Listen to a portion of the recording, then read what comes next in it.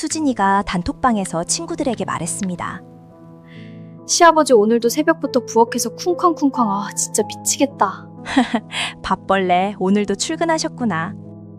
출근이 아니라 야근이지. 하루 종일 안 나가. 진짜 숨이 막혀. 친구가 답했어요. 빨리 요양원이나 보내. 늙은이가 집에 눌러앉아 있으니까 네가 고생이지. 솔직히 그 돈 아니면 왜 같이 살겠어. 수진이가 웃으며 답했습니다. 그날 밤 수진이가 남편에게 말했어요. 여보, 아버님이 어제도 가스불 위에 냄비 올려놓고 까먹으셨거든. 요즘 깜빡깜빡 보시는 거 좀 걱정돼. 없었던 일입니다. 76세 시아버지를 치매 환자로 몰아가고 있었던 겁니다. 며느리의 핸드폰.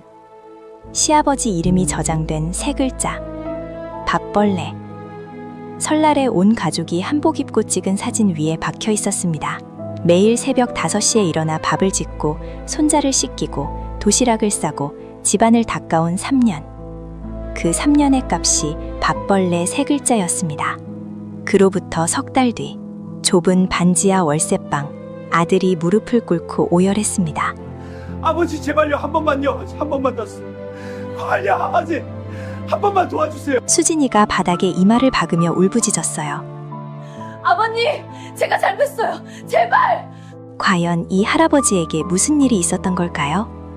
이야기를 시작하기 전에 혹시 구독과 좋아요 눌러주셨나요? 여러분의 한 번의 클릭이 모여 다음 이야기를 이어가는 큰 힘이 됩니다. 파도 소리가 잔잔하게 들려왔습니다. 저는 직접 빚은 도자기 찻잔에 커피를 따르며 바다를 바라보았습니다. 입가에 잔잔한 미소가 번졌습니다.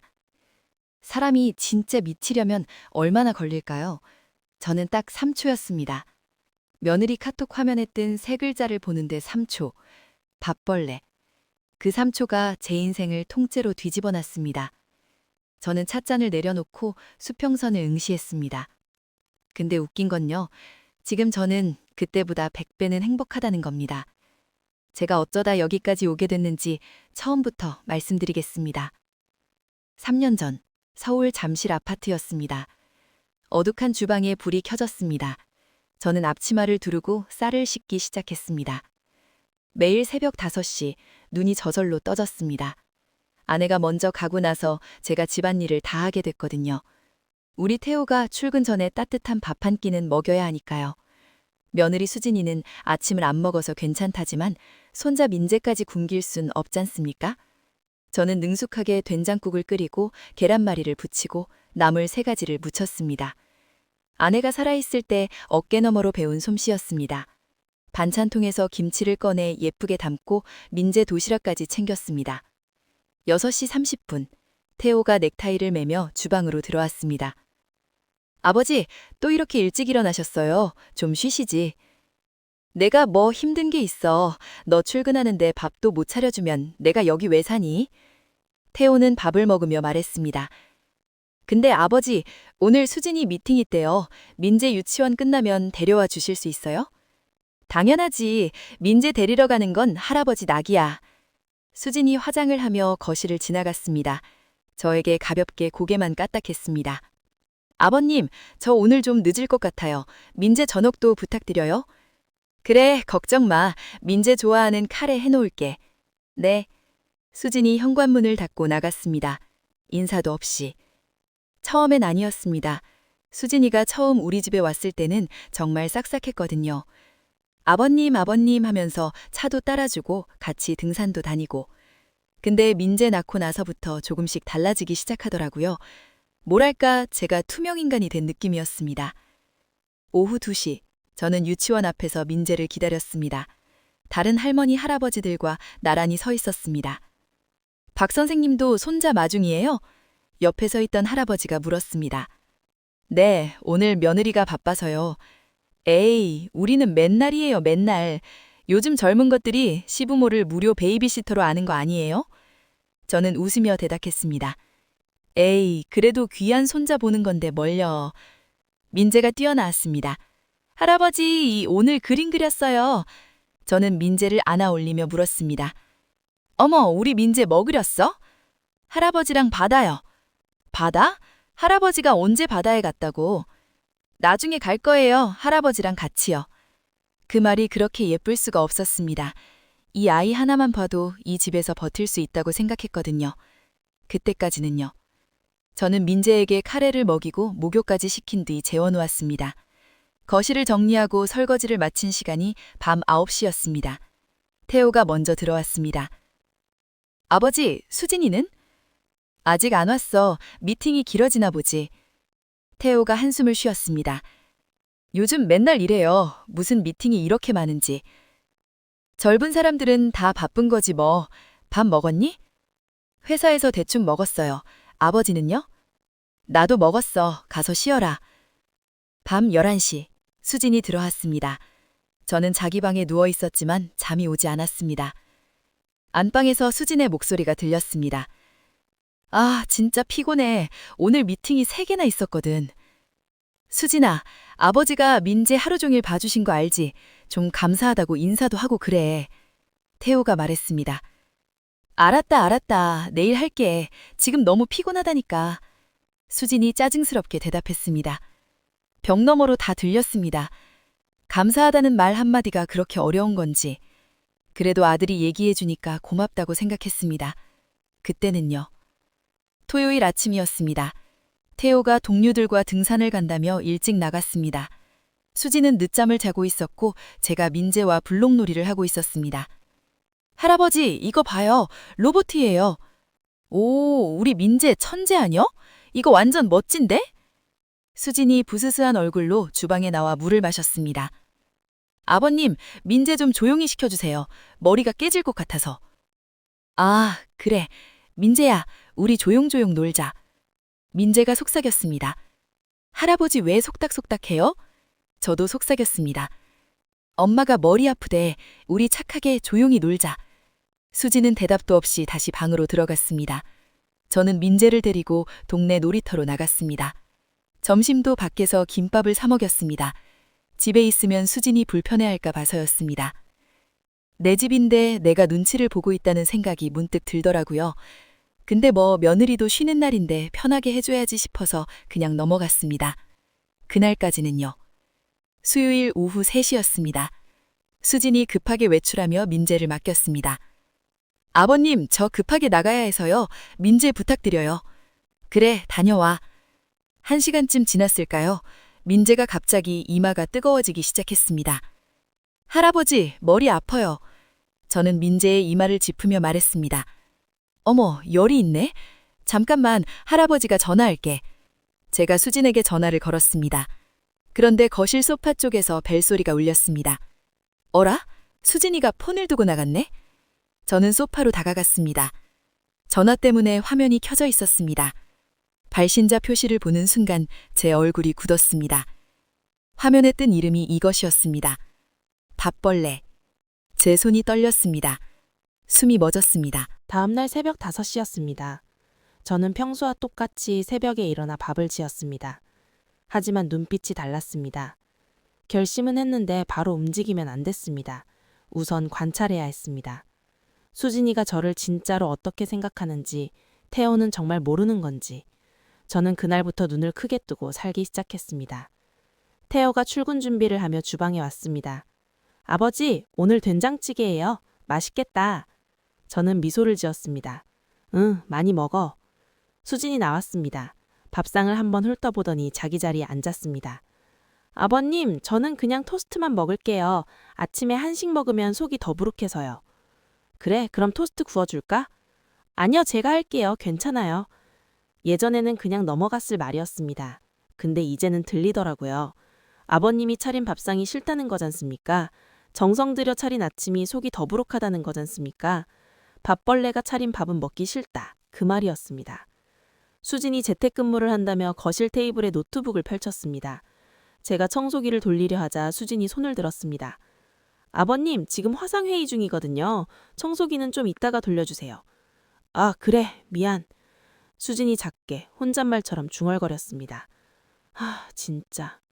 들렸습니다. 한숨 소리. 예전 같으면 못 들은 척 넘어갔을 겁니다. 젊은 사람이 스트레스 받으니까 그러려니 했겠지요. 근데 이제는 안 그랬습니다.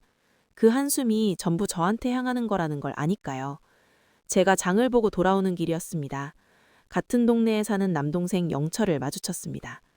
형, 어디가? 장 좀 봤어. 너는? 나도 근처 왔다가. 형, 얼굴이 안 좋아 보여. 무슨 일 있어? 저는 잠시 망설이다가 말했습니다. 영철아, 시간 있으면 소주 한잔 할까? 조용한 대포집 구석자리였습니다. 저는 소주를 한 모금 마시고 입을 열었습니다. 영철아, 내가 좀 물어볼 게 있어. 뭔데? 너네 며느리는 너한테 어떻게 해? 우리 며느리? 뭐 그냥 전향이지. 왜 갑자기? 혹시 네 며느리 폰에 네 이름이 뭐로 저장돼 있는지 알아? 글쎄, 그런 건 생각도 안 해봤는데. 왜? 형 무슨 일 있어? 저는 한참을 말하지 못하다가 결국 입을 열었습니다. 수진이 폰에 내 이름이 밥벌레로 저장돼 있더라. 영철이 소주잔을 내려놓았습니다. 표정이 굳었습니다. 뭐라고? 그것만이 아니야. 카톡에서 친구들이랑 나를 비웃고 있었어. 요양원이나 보내라고. 돈 아니면 왜 같이 사냐고. 아니, 그게 사람이야? 형이 매일 새벽부터 일어나서 밥 해주고 손자 돌봐주는데 밥벌레라고? 영철이 분노했습니다. 조용히 해. 사람들 본다. 영철이 목소리를 낮추며 물었습니다. 형, 태호한테 얘기했어? 아직 안 했어. 왜? 당장 얘기해야지. 영철아, 내가 그 얘기를 하면 태호가 뭘 하겠니? 수진이한테 뭐라 그러겠지. 그러면 수진이는 더 교묘하게 숨기겠지. 달라지는 건 없어. 그럼 어떡하게? 저는 차분하게 대답했습니다. 좀 더 지켜볼 거야. 그리고 준비할 거야. 뭘 준비해? 내 인생을. 저는 며칠간 아무렇지 않게 생활하면서 수진의 행동 패턴을 관찰했습니다. 그리고 결정적인 장면들을 하나씩 목격했습니다. 저녁 식사 중이었습니다. 수진아, 내일 민재 유치원에서 학부모 상담이 있다고 하던데 같이 갈래? 수진이 건성으로 대답했습니다. 아, 그거요? 아버님이 가주시면 안 돼요? 저 내일 일정이 있어서요. 그래, 내가 가지 뭐. 감사해요. 감사해요. 그 말이 요즘은 이렇게 들렸습니다. 밥벌레 출근 잘 부탁합니다. 제가 너무 예민한 걸까요? 아닙니다. 저는 그 카톡을 봤으니까요. 그날 밤이었습니다. 저는 방에 누워 있었습니다. 안방에서 수진과 태호의 대화가 들렸습니다. 여보, 아버님이 요즘 좀 이상하지 않아? 뭐가? 나를 보는 눈이 달라진 것 같아. 뭔가 불편한 눈으로 쳐다보시는 느낌이야. 무슨 소리야. 아버지가 원래 그런 분이 아니잖아. 아무래도 나이가 드시니까 성격이 변하시는 것 같아. 솔직히 요즘 깜빡깜빡 하시는 것도 좀 걱정되고. 아버지가 깜빡깜빡해? 응, 어제도 가스불 위에 냄비 올려놓고 까먹으셨거든. 내가 발견해서 다행이었지. 안 그랬으면 큰일 날 뻔했어. 정말? 그건 좀 걱정되네. 가스불을 올려놓고 까먹었다고요? 거짓말입니다. 그런 적 없습니다. 수진이가 만들어낸 겁니다. 저를 치매 환자로 몰아가려는 거라는 걸 저는 너무 잘 알았습니다. 치매라는 딱지가 붙으면 어떻게 될까요? 재산 관리 능력이 없다고 할 수 있겠지요. 후견인 제도 같은 걸 신청할 수도 있고요. 그날 밤 저는 완전히 각성했습니다. 더 이상 관찰할 필요가 없었습니다. 수진이는 제 돈을 노리고 있었고 저를 무력화시키려고 하고 있었습니다. 이제 움직여야 할 때였습니다. 다음 날 오전 10시였습니다. 가족이 모두 나간 뒤였습니다. 저는 방 서랍에서 오래된 서류 봉투를 꺼냈습니다. 아내가 살아있을 때 정리해둔 서류들이었습니다. 아내가 병원에 입원했을 때 저한테 이런 말을 했거든요. 여보, 만약에 내가 먼저 가면 이 서류들 잘 챙겨. 이건 다 당신 이름으로 해놓은 거야. 아무한테도 건드리게 하지 마. 저는 서류를 하나하나 펼쳐놓았습니다. 은행 통장 3개, 정기적금 증서 2장, 보험증권, 그리고 가장 중요한 것, 아파트 등기부 등본이었습니다. 차근차근 계산해봤습니다. 은행에 분산해 놓은 예금이 합치면 1억 3천만 원, 적금이 4천만 원, 아내 사망보험금 중 남은 게 5천만 원, 그리고 이 아파트, 제 명이었습니다. 시세가 한 6억은 된다고 들었습니다. 저는 메모지에 숫자를 적었습니다. 합계 8억 2천만 원. 그래서였구나. 수진이가 참고 있던 이유. 밥벌레가 죽으면 이게 다 태호한테 가고 결국 자기 손에 들어올 거라고 생각한 거지. 돈 아니면 왜 같이 사냐고 했잖아. 솔직하기는 하네. 저는 평소 다니던 은행에 갔습니다. 단골 창구 직원이 반갑게 맞았습니다. 어르신 오셨어요. 오늘은 무슨 일이세요? 제 명의 계좌들을 좀 정리하고 싶어서요. 분산되어 있는 걸 한 곳으로 모으려고요. 아, 네. 통합 관리하시려는 거죠? 그리고요. 제 계좌에 다른 사람이 접근할 수 없게 보안 설정을 강화하고 싶어요. 가족이라도요. 직원이 잠깐 멈칫했습니다. 어르신, 혹시 무슨 일이 있으신 건 아니죠? 저는 담담하게 대답했습니다. 아니에요. 나이가 들었으니 정리 좀 하려고요. 혹시 모르잖아요. 아, 그렇죠. 그럼 절차 안내해 드릴게요. 동네에서 오래 알고 지내던 공인중개사 최 사장이 저를 반갑게 맞았습니다. 사장님, 요즘 우리 아파트 시세가 어떻게 되나요? 아, 선생님, 요즘 그 단지가 리모델링 추진 얘기 나오면서 많이 올랐어요. 6억 5천은 받으실 수 있을 겁니다. 만약에 금매로 내놓으면 얼마나 빨리 나갈 수 있을까요? 최 사장이 눈을 크게 떴습니다. 금매요? 선생님, 혹시 무슨 사정이? 사정이라기보다는 그냥 정리를 좀 하고 싶어서요. 아드님은 알고 계신 거죠? 저는 잠시 침묵한 후 물었습니다. 사정님 집은 제 명의 맞죠? 네, 그거야 물론. 그럼 제가 파는데 법적으로 문제되는 거 없죠? 법적으로는 전혀요. 근데 선생님, 가족이 같이 사시는 집인데. 저는 단호하게 말했습니다. 사장님, 제가 판단력이 떨어져 보여요? 아니요, 그런 게 아니라. 아직 바로 내놓은 건 아니고요. 시기가 되면 연락드릴게요. 그때 빨리 처리해 주실 수 있죠? 그야 뭐 조건만 맞으면 2, 3주면 충분합니다. 감사합니다, 사장님. 아, 그리고 오늘 제가 온 거 누구한테도 말씀하지 마세요. 저는 천천히 걸어서 집으로 향했습니다. 가을바람이 불었습니다. 집으로 돌아오는 길이 참 가볍더라고요. 이상하지요? 평생 모은 재산을 정리할 준비를 하고 있는 건데 발걸음이 가벼웠습니다. 한 20년 만에 처음으로 제 의지로 뭔가를 결정하고 있다는 느낌이었거든요. 저는 그날 저녁 평소와 다름없이 저녁을 차리고 민재를 목욕시키고 이야기책을 읽어주었습니다. 할아버지, 이 책도 읽어주세요. 이거 3번째잖아.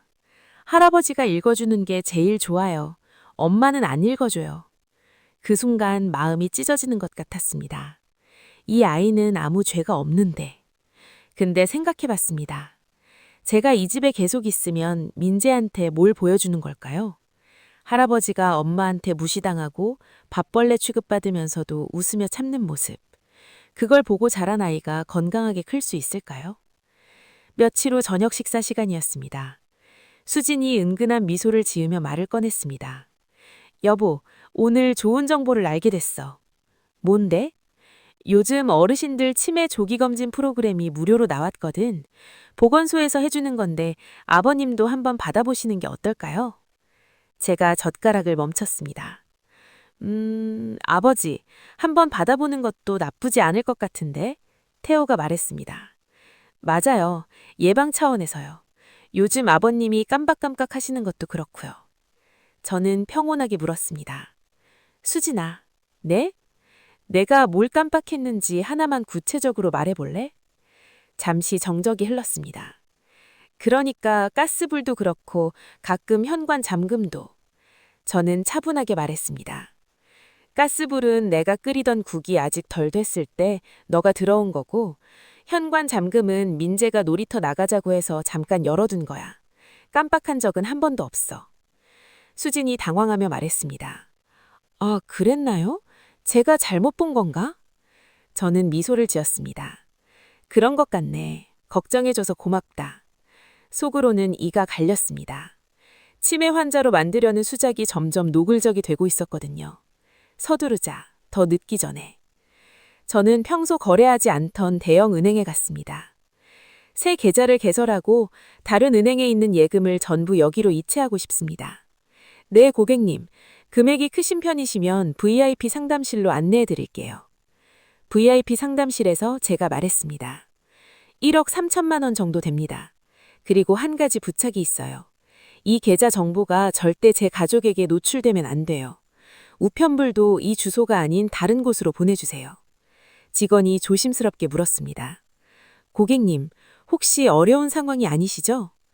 어려운 상황이기는 한데요. 어려운 걸 해결하려고 이러는 겁니다. 걱정 마세요. 2시간에 걸쳐 모든 절차가 끝났습니다. 제 전 재산이 아무도 모른 새 계좌로 이동했습니다. 첫 번째 작전 완료. 이제 두 번째가 남았습니다. 같은 주 금요일, 부동산 사무실이었습니다. 사장님, 집 내놓겠습니다. 최 사장이 심호흡을 했습니다. 선생님, 정말 하시는 거예요? 네, 시세보다 2천만 원 낮게 잡아주세요. 빨리 나가게요. 그 가격이면 일주일이면 될 겁니다. 요즘 이 단지 매물이 귀하거든요. 빠르면 빠를수록 좋아요.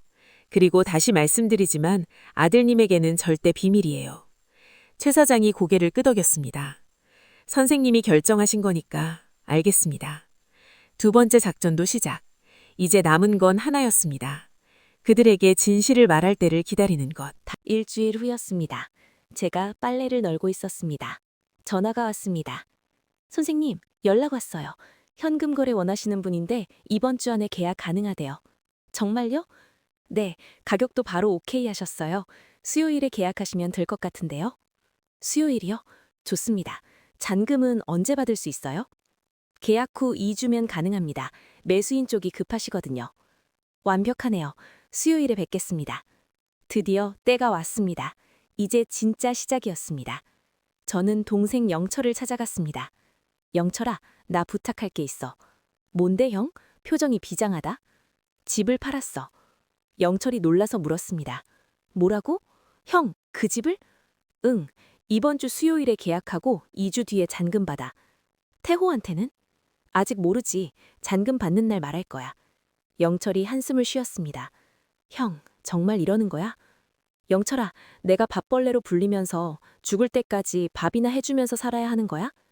영철이 잠시 침묵한 후 대답했습니다. 아니, 그건 아니지. 그래서 그러는 거야. 부탁이 뭐냐면 내가 제주도든 강릉이든 내려가면 우편물 좀 받아줘. 그리고 태어한테 내 행방을 절대 알려주지 마. 형, 그러면 손자 민재는 어떡해? 제 표정이 잠시 흔들렸습니다. 그 애 생각하면 가슴이 찢어져. 근데 영철아, 내가 그 집에 계속 있으면 민재가 뭘 배우겠니?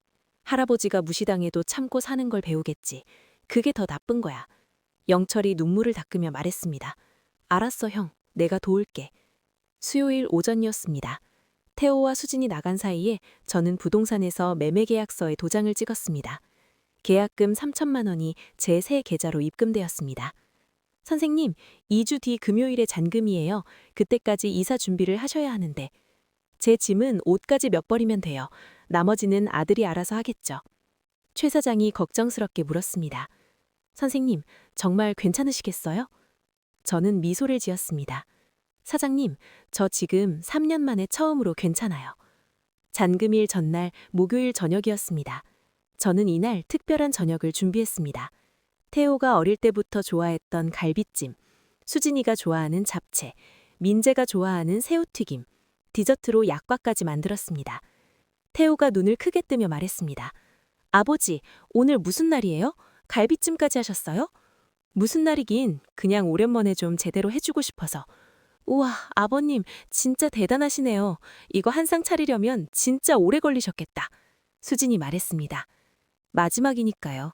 이 집에서 차리는 마지막 밥상이니까 정성을 들여야지요. 할아버지, 새우튀김 맛있어요. 저는 민재 머리를 쓰다듬으며 말했습니다. 그래, 우리 민재 많이 먹어. 저는 밥을 먹는 가족을 하나하나 바라봤습니다. 태호의 얼굴, 어릴 때 아내와 함께 키우느라 얼마나 고생했는지. 수진이의 얼굴, 처음에는 정말 예쁘고 착한 아이라고 생각했는데. 그리고 민재, 세상에서 제일 예쁜 아이. 미안하다 민재야. 할아버지가 비겁한 건지도 모르겠다. 근데 할아버지도 사람이야. 밥벌레 소리 들으면서 살 수는 없어. 식사가 끝났습니다. 태우야, 수진아, 식사 끝나면 거실에 좀 모여봐. 네? 왜요? 너희한테 할 얘기가 있어서. 수진이 눈을 반짝이며 물었습니다. 무슨 좋은 소식이에요, 아버님? 좋은 소식. 너한테는 절대 좋은 소식이 아닐 거야. 민재를 재우고 세 사람이 거실 소파에 앉았습니다. 저는 천천히 입을 열었습니다. 수진아, 네 아버님. 너한테 먼저 물어볼 게 있어. 솔직하게 대답해줘. 수진이 고개를 갸우뚱하며 말했습니다. 네, 뭐든 물어보세요. 너는 나를 어떤 사람이라고 생각하니? 잠시 정적이 흘렀습니다. 저는 아버님을 정말 존경해요. 매일 이렇게 저희를 챙겨주시고 민재까지 돌봐주시고 정말 감사한 분이시죠. 수진이 미소를 지으며 대답했습니다. 그래? 네, 진심이에요. 그럼 하나만 더 물어볼게. 네 휴대폰에 내 이름이 뭐로 저장되어 있니? 수진의 얼굴에 핏기가 빠졌습니다. 태호가 고개를 갸우뚱했습니다. 그게 무슨... 수진이 말을 더듬었습니다. 저는 차분하게 말했습니다. 밥벌레, 맞지? 정적. 수진의 입이 벌어졌습니다. 태호가 두 사람을 번갈아 봤습니다. 아버지, 무슨 말씀이세요? 태호야, 네 아내는 나를 밥벌레라고 부르고 있었어. 친구들한테 요양원이나 보내라고 했고 내 돈 아니면 왜 같이 사냐고도 했어. 태호가 일어서며 물었습니다. 뭐? 수진아, 이게 사실이야? 수진의 눈물에 녹물이 고였습니다. 그게 아니에요. 그건 친구들이랑 그냥 장난으로. 장난? 내가 매일 새벽 5시에 일어나서 밥 해주고 빨래 개고 손자 돌보는 게 장난거리였나 보지? 아버님, 죄송해요. 정말 잘못했어요. 울며 말했습니다. 사과는 됐고 오늘 너희한테 알려줄 게 있어. 저는 미리 준비해둔 서류 봉투를 테이블에 올려놓았습니다. 이 집을 팔았어. 침묵, 시계 소리만 들렸습니다. 태호가 서류를 집어들며 물었습니다. 뭐라고요? 네? 수진이 비명에 가까운 목소리로 외쳤습니다. 내일 잔금 받고 다음 주까지 비워주면 돼. 태호의 얼굴이 사해졌습니다. 아버지, 장난하시는 거죠? 내가 장난할 얼굴로 보여? 아니, 상의도 없이 어떻게 이럴 수가. 저는 또박또박 말했습니다. 상의를 왜 해야 하니? 이 집은 내 명이야. 내 돈으로 산 집이야. 내가 팔겠다는데 누가 뭐라 할 수 있니? 수진이 무릎을 꿇었습니다. 아버님, 제발요. 제가 진짜 잘못했어요. 다시는 그런 일 없을게요. 제발 집은 팔지 마세요. 저는 내려다보며 말했습니다. 수진아, 무릎을 꿇으니까 되냐? 네가 나를 밥벌레라고 부를 때는 무릎을 안 꿇었잖아. 저희가 어디서 살아요? 민재는 어떡하고요? 흐느끼며 말했습니다. 그건 너희가 알아서 할 문제야. 너희 둘 다 돈 벌잖아. 아버지, 그래도 갑자기 이러시면... 저는 태호를 바라보며 말했습니다. 태호야, 갑자기가 아니야. 나는 3년을 참았어. 그리고 네가 한 번이라도 네 아내가 시아버지를 어떻게 대하는지 관심을 가졌으면 이렇게까지 안 됐을 거야. 태호가 고개를 숙이며 말했습니다. 아버지, 저 정말 몰랐어요. 몰랐다는 게 변명이 되니? 같은 집에 살면서 네 아내가 네 아버지를 밥벌레라고 부르는 걸 몰랐다는 게. 태호가 대답하지 못했습니다. 그리고 하나 더. 은행에 있던 돈도 전부 옮겼어. 앞으로 나는 너희와 연락하지 않을 거고 주소도 전화번호도 알려주지 않을 거고. 태호가 울먹이며 말했습니다. 아버지, 그건 너무... 저는 눈을 감았다 떴습니다. 너무한 건 밥벌레가 더 너무했어, 태호야. 나는 70평생 남을 위해 살았어.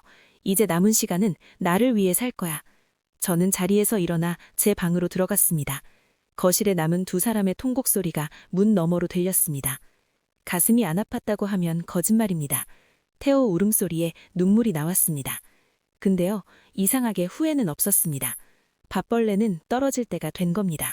이제 진짜로. 잔금일 금요일 오전이었습니다. 저는 작은 캐리어 하나에 짐을 챙겼습니다. 옷 몇 벌, 아내 사진, 그리고 민재가 그려준 그림 한 장. 이 집에서 가져갈 건 이게 전부였습니다.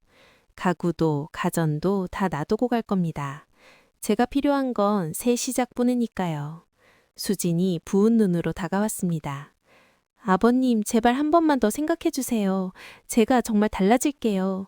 매일 아침도 제가 차리고 아버님 발도 씻겨드릴게요. 제발요. 저는 담담하게 말했습니다. 수진아, 발 씻겨주는 건 안 해도 돼. 나는 내 발로 걸어나갈 수 있는 사람이야. 밥벌레가 아니라. 수진이 또 무릎을 꿇으려 하자 제가 잡아 일으켰습니다. 그만해. 무릎 꿇는다고 3년이 지워지진 않아. 현관이었습니다. 태호가 서 있었습니다. 눈이 벌겋습니다. 아버지 정말 가시는 거예요? 응. 어디로 가시는 건데요? 그건 알려줄 수 없어. 아버지, 저도 잘못했어요. 수진이 편 만든 것도, 아버지의 마음을 몰라준 것도 다 제 잘못이에요. 한 번만 기회를. 저는 태호 어깨를 잡으며 말했습니다.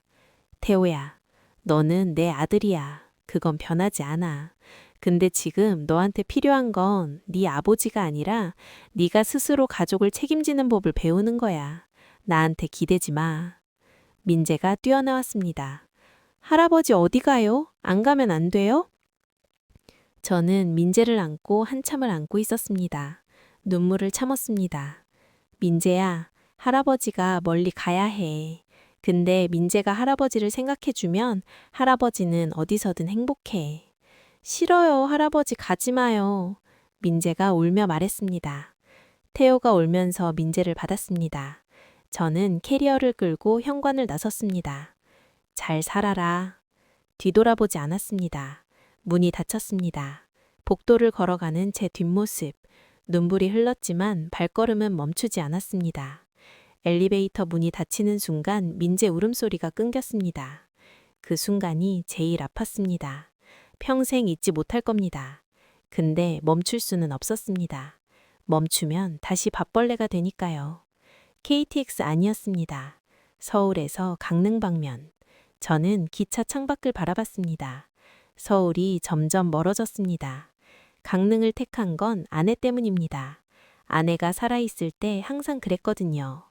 여보, 나중에 은퇴하면 강릉 바닷가에 작은 집 하나 구해서 살자. 아침에 일어나면 바다 보고 저녁에 횟집 가고. 아내는 그 꿈을 못 이루고 갔지만 저라도 이룰 수 있지 않습니까? 저는 기차 안에서 영철에게 카톡을 보냈습니다. 나 지금 강릉 가는 중이야. 태호가 연락해도 절대 알려주지 마. 영철에게서 바로 답이 왔습니다. 알았어, 형. 건강하게 잘 지내.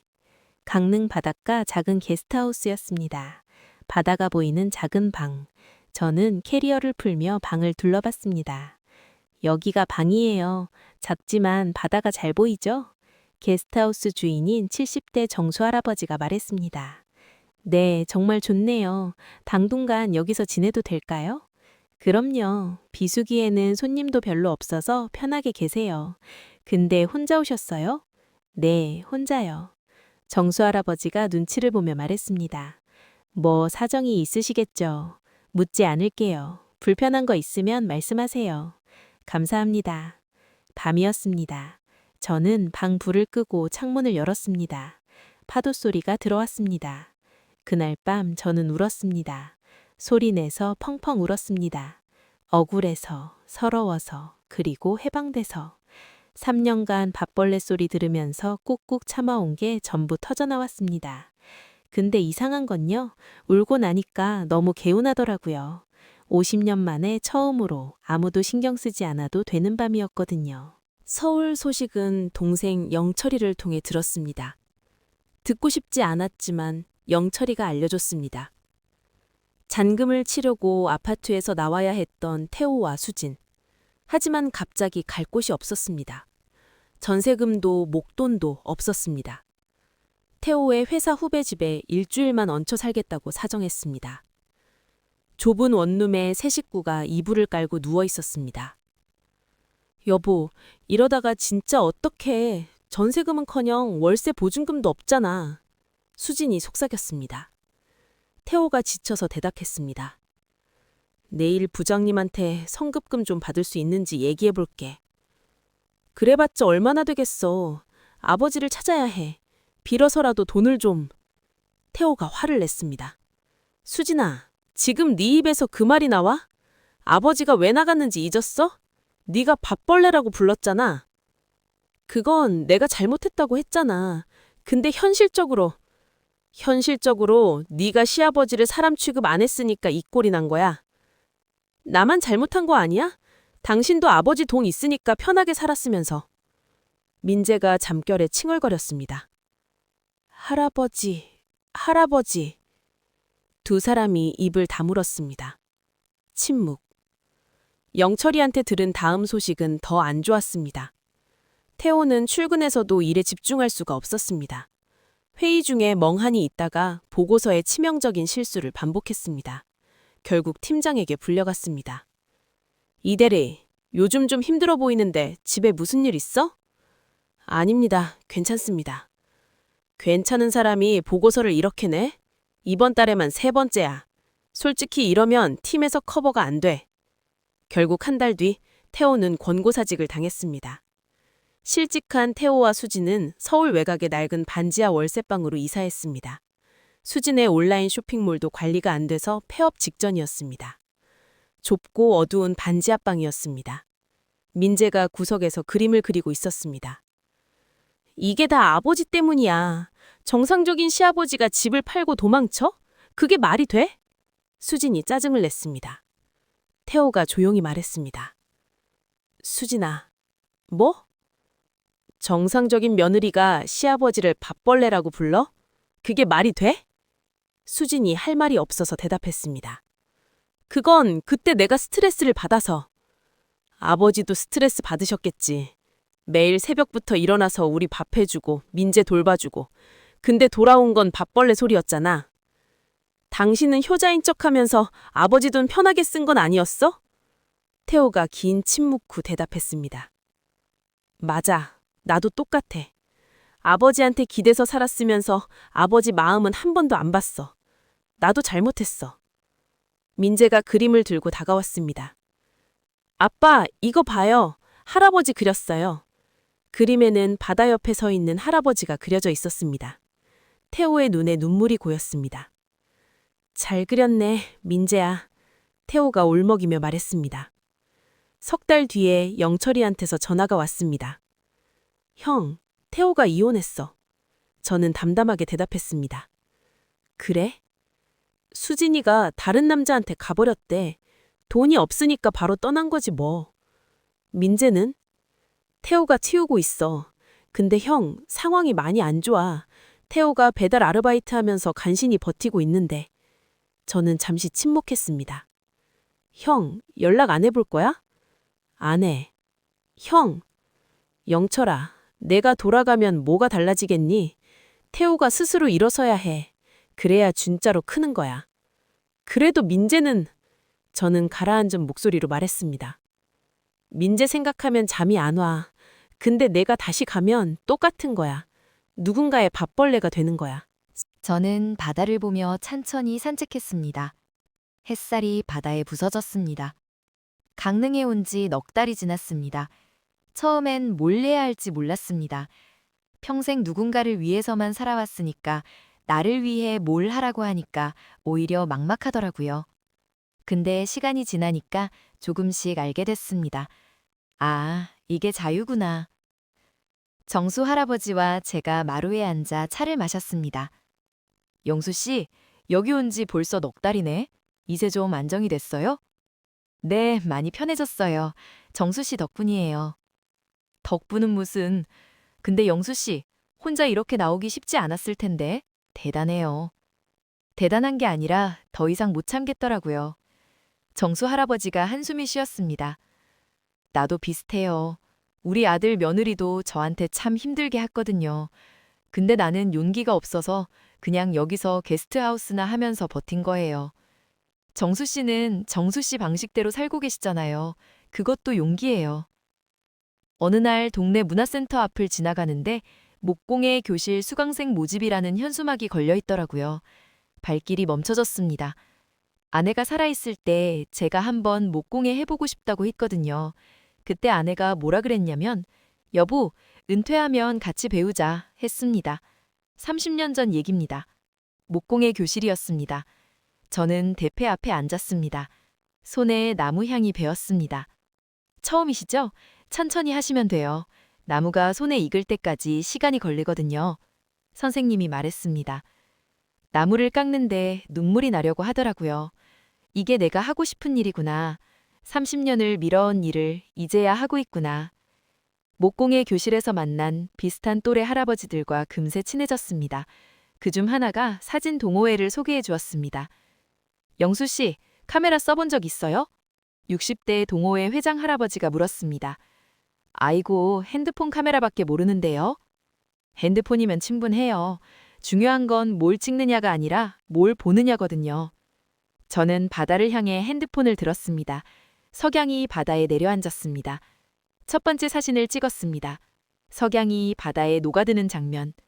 찍고 나서 화면을 보는데 이게 내 눈에 들어온 세상이구나 싶더라고요.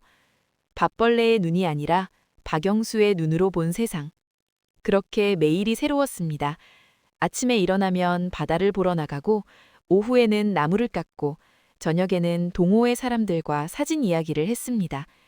무엇보다 좋았던 건요, 아침에 눈을 떴을 때 오늘은 누구를 위해 뭘 해야 하지? 라는 생각을 안 해도 된다는 겁니다. 6달 후였습니다. 제 전화가 울렸습니다. 모르는 번호 받았습니다. 아버지, 지친 목소리였습니다. 제 손이 멈췄습니다. 어떻게 이 번호를 알았니? 삼촌한테 사정사정해서 겨우 받았어요. 저는 잠시 침묵한 후 말했습니다. 할 말 있으면 해. 아버지, 저 정말 죄송해요. 이제야 알겠어요. 아버지가 얼마나 고생하셨는지, 제가 얼마나 못됐는지. 태호가 울먹이며 말했습니다. 늦었어, 태호야. 아버지, 저 진짜 힘들어요. 수진이는 도망갔고, 민재는 매일 할아버지 찾고, 저는 배달하면서 겨우 버티는데, 아버지 한 번만 도와주세요. 저는 창밖 바다를 바라봤습니다. 긴 침묵. 태호야. 네? 네가 지금 힘든 이유가 뭔지 알아? 제가 잘못해서요. 맞아. 네가 아버지보다 아내를 택했기 때문이야. 네 아내가 네 아버지를 짐승처럼 부르는 걸 모른 척했기 때문이야. 그 대가를 지금 치르고 있는 거야. 아버지 제발요. 태호가 울며 말했습니다. 태호야, 내가 지금 돌아가면 뭐가 달라질까? 또 내가 밥 해주고 민재 돌봐주고 네가 편하게 사는 거야. 그러다 또 다른 수진이가 와서 또 같은 일이 반복되는 거야. 그런 일 절대. 저는 끊으며 말했습니다. 네가 혼자 해봐야 해. 민재 밥도 네가 지어보고 깔래도 네가 해봐야 네가 크는 거야. 나한테 기대지 마. 아버지. 그리고 태호야, 다시는 연락하지 마. 나는 이제 내 인생을 살고 있어. 저는 전화를 끌었습니다. 한참을 바다를 바라봤습니다. 눈물이 흘렀습니다. 전화를 끊고 1시간을 울었습니다. 내가 너무 냉정한 건 아닌지, 민재가 할아버지를 찾는다는데 모른 척하는 게 맞는 건지. 근데 결론은 같았습니다. 내가 돌아가면 근본적인 건 아무것도 안 변합니다. 태호가 스스로 서야 합니다. 그래야 민재도 건강하게 크는 겁니다. 3년 후 아침이었습니다. 아침 햇살이 방에 들어왔습니다. 저는 눈을 떴습니다. 창밖으로 바다가 보였습니다. 3년이 지났습니다. 벌써 3년. 오늘도 바다가 예쁩니다. 매일 보는 건데 매일 다릅니다. 그게 참 신기하지요. 저는 일어나서 직접 만든 목공의 찻잔 받침에 커피를 내렸습니다. 테라스에 나가 바다를 바라보며 천천히 마셨습니다. 서두를 이유가 없었습니다. 오늘도, 어제도, 내일도 제 시간이었습니다. 작은 갤러리에 제 사진과 목공의 작품이 전시되어 있었습니다. 새로운 시작이라는 제목의 전시. 영수 씨 진짜 대단하다. 3년 만에 개인전을 열다니. 동호회 회장이 말했습니다. 개인전이라기엔 너무 소박한데요, 뭘? 소박해도 의미가 크지. 이 사진들 보면 딱 느껴져. 자유로운 사람이 찍은 사진이라는 게. 전시회에는 생각보다 많은 사람들이 왔습니다. 동호회 친구들, 문화센터 수강생들, 게스트하우스 손님들. 갤러리 안이 북적북적했습니다. 이 사진 정말 좋네요. 아침 바다를 이렇게 따뜻하게 찍을 수 있다니. 이 목공예품도 작가님이 만드신 거예요? 한 관람객이 물었습니다. 네, 서툴지만 제가 깎았어요. 서툴다뇨. 손맛이 느껴져서 더 좋아요. 어디 학교에서 배우신 거예요? 저는 웃으며 대답했습니다. 3년 전에 처음 배웠어요. 인생이 2번째로 시작될 때요. 한 할아버지가 전시를 보다가 저에게 다가왔습니다. 실례지만 작가님이 직접 찍으신 거 맞죠? 네, 맞아요. 저도 이런 사진 찍고 싶어요. 근데 형편이 안 돼서. 형편이요? 할아버지가 목소리를 낮추며 말했습니다. 저도 아들 며느리 집에서 손잡으며 살거든요. 맨날 눈치 보이고 자기 시간이라는 게 없어요. 저는 잠시 그 할아버지를 바라보다가 물었습니다. 혹시 며느리분이 어떻게 하세요? 대놓고 뭐라 하진 않는데 제가 없으면 좋겠다는 게 느껴져요. 근데 갈 데가 없으니까. 할아버지가 한숨을 쉬었습니다. 저는 조용히 말했습니다. 저도 그랬어요. 네? 저도 며느리한테 밥벌레 소리 들으면서 살았어요. 3년 전까지. 할아버지가 놀라며 말했습니다. 작가님이요? 이렇게 밝은 분이? 밝아진 겁니다. 나온 뒤로. 존중받지 못하는 곳에서는 나오는 게 맞아요. 나이가 많다고 참아야 하는 건 아닙니다. 저도 용기를 내봐야 하나? 할아버지의 눈에 눈물이 고였습니다. 억지로 하실 필요는 없어요. 다만 자기 자신을 잃어버리지는 마세요. 그게 제일 중요합니다. 전시회를 마치고 돌아왔습니다. 정수 할아버지가 차를 내왔습니다. 전시회 잘 됐다며? 축하해요, 영수 씨. 고마워요, 정수 씨. 이런 날이 올 줄 몰랐어요. 당연히 올 줄 알았지. 영수 씨는 뭘 해도 잘할 사람이야. 그동안 가족한테 묻혀 있었을 뿐이지. 제 전화가 울렸습니다. 영철이었습니다. 형, 나야. 영철아. 태호 소식 좀 전해줄게. 저는 잠시 망설이다가 말했습니다. 그래, 말해봐. 태호가 새 직장 잡았어. 중소기업인데 정규직이야. 월급이 많지는 않지만 안정적이래. 다행이네. 민재도 이제 초등학교 2학년인데 잘 적응하고 있대. 태우가 직접 도시락도 싸주고 학부모 상담도 간다더라. 저는 미소를 지었습니다. 직접 도시락을 싸? 응, 처음엔 김밥도 못 말았는데 이제 꽤 잘한대. 그리고 형? 응? 태우가 그러더라. 이제야 아버지가 얼마나 대단한 분이었는지 안다고. 매일 새벽에 일어나서 밥 차려주신 게 얼마나 큰 사랑이었는지 이제야 깨달았다고. 저는 잠시 말이 없었습니다. 늦었지만 깨달았으면 됐지. 그리고 민재가 할아버지 그림을 또 그렸대. 바다 옆에서 웃고 있는 할아버지를 그렸다더라. 담임 선생님이 물어봤대. 이 할아버지 어디 사시냐고. 민재가 뭐라고 했는 줄 알아? 뭐라고 했는데? 우리 할아버지는 바다에서 행복하게 살아요.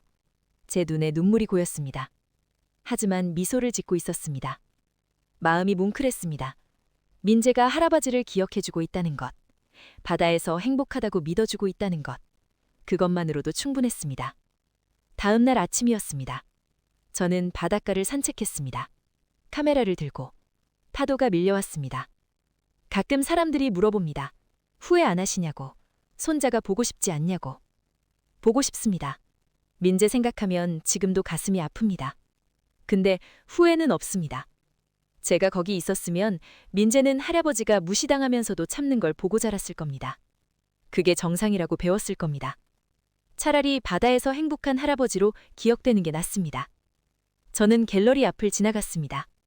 어제 전시를 보러 왔던 새 할아버지가 서 있었습니다. 작가님, 어머, 어제 오셨던 분이시네요. 할아버지가 조심스럽게 말했습니다. 어제 작가님 말씀 듣고 밤새 생각했어요. 존중받지 못하는 곳에서는 나오는 게 맞다는 말이요. 많이 생각하셨겠어요. 저도 용기를 내보려고요. 바로는 못하겠지만 조금씩 준비해보려고요. 저는 그 할아버지 손을 잡으며 말했습니다. 잘 하실 수 있을 겁니다. 중요한 건 자기 이름으로 사는 겁니다. 누구의 아버지도 누구의 시아버지도 아닌 자기 이름으로요. 저녁이었습니다. 석양이 바다를 물들였습니다. 저는 테라스에 앉아 직접 깎은 목공의 찻잔 받침 위에 차를 마셨습니다. 저는 더 이상 누구의 아버지도, 누구의 시아버지도, 누구의 할아버지도 아닙니다. 그냥 박영수입니다. 76세의 박영수. 강릉 바닷가에서 나무를 깎고 사진을 찍고 매일 바다를 보는 사람. 저는 찻잔을 내려놓고 바다를 바라봤습니다. 며느리가 제게 준 선물이 있다면 바로 이 깨달음입니다. 제가 밥벌레가 아니라는 것. 존중받을 가치가 있는 한 사람이라는 것. 아이러니하지요? 그 사람 덕분에 저는 진짜 인생을 찾았으니까요. 카메라가 천천히 저에게서 멀어졌습니다. 바다가 넓어졌습니다. 석양이 내려앉았습니다. 나는 이제 그냥 박영수입니다. 그걸로 충분합니다. 저는 미소 지으며 조용히 중얼거렸습니다. 여러분, 박영수 할아버지의 이야기 어떠셨나요? 때로는 용기 있는 결단이 인생을 완전히 바꿔놓기도 합니다.